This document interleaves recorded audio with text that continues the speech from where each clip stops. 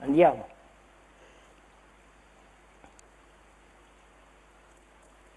So, being programmed, the time is necessary to bring about a deep fundamental change in the human structure.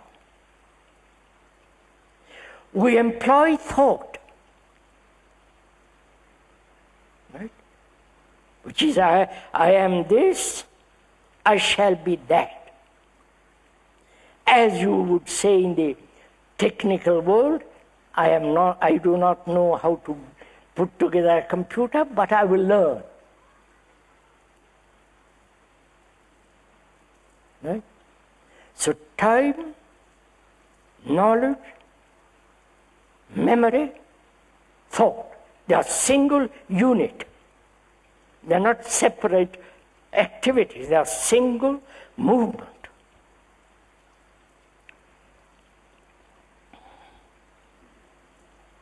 And thought,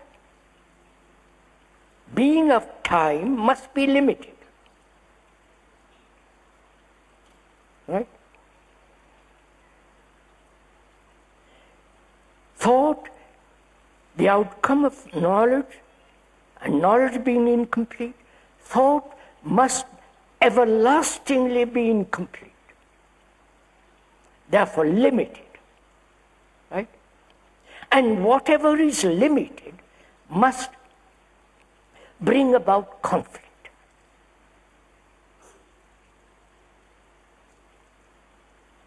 Nationality is limited. A religious belief is limited. An experience which you have had or which you are longing for is limited.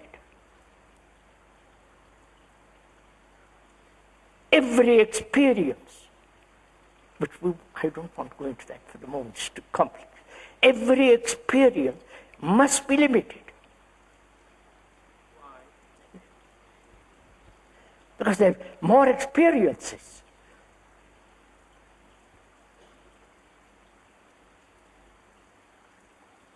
I may have an experience sexual, the experience of possession of wealth, the experience of giving up and going to a monastery.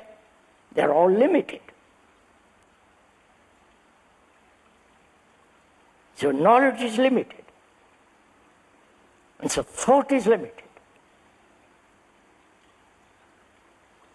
Thought, being limited, creating problems, national divisions, economic divisions, religious divisions, racial divisions, which is happening in the world, and therefore bringing tremendous conflict.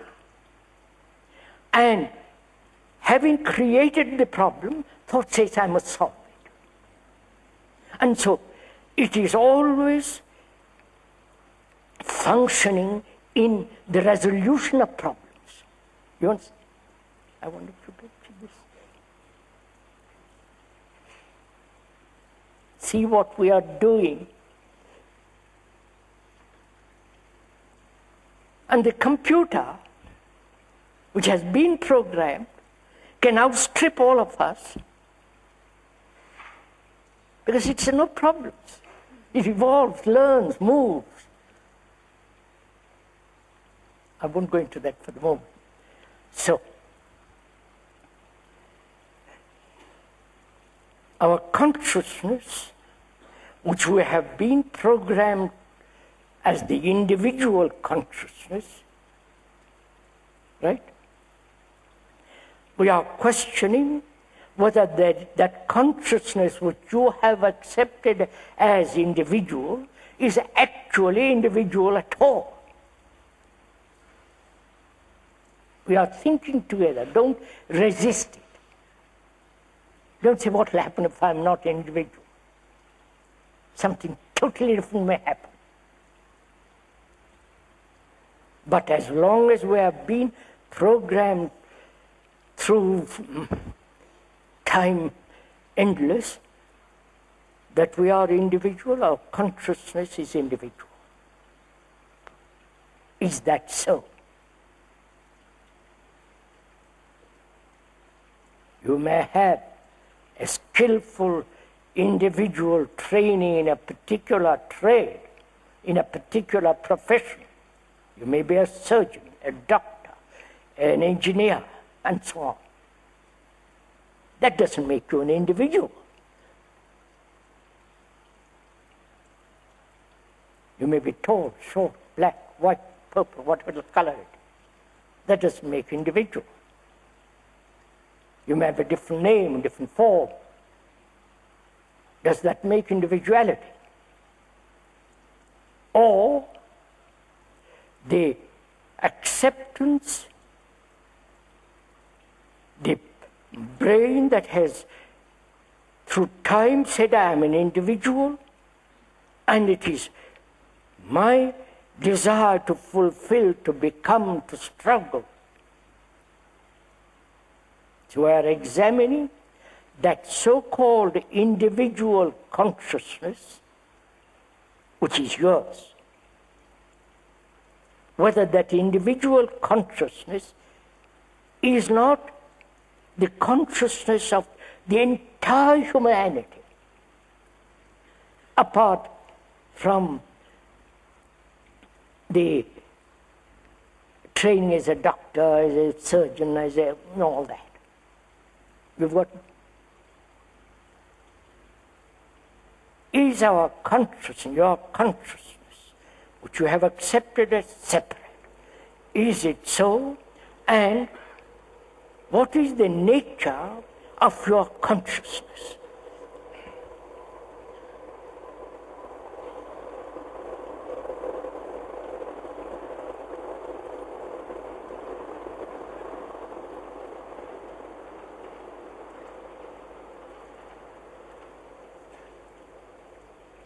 Please, as we said, look at it together.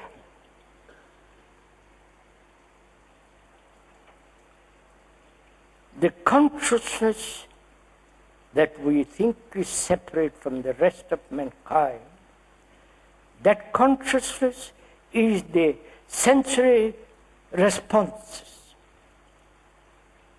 part of it, sensory responses. And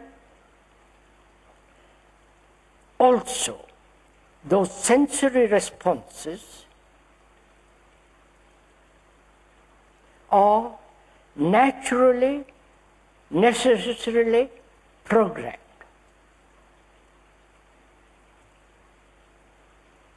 To defend oneself, to be hungry, to breathe unconsciously, you are doing this.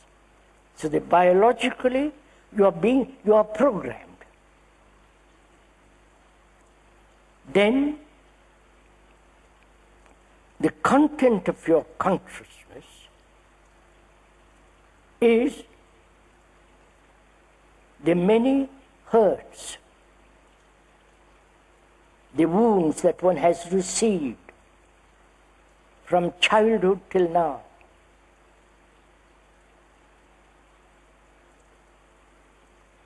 The many forms of guilt.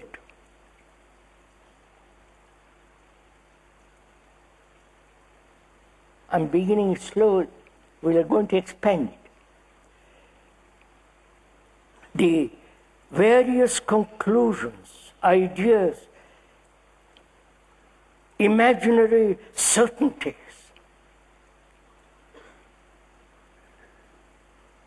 the many experiences, both sensory, sexual, other forms of psychological experiences.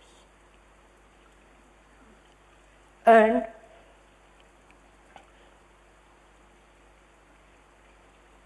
there is always the basis, the root of fear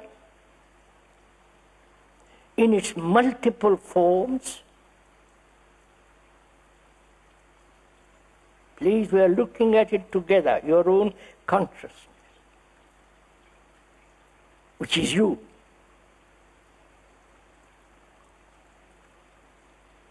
Fear, and with it naturally goes hatred,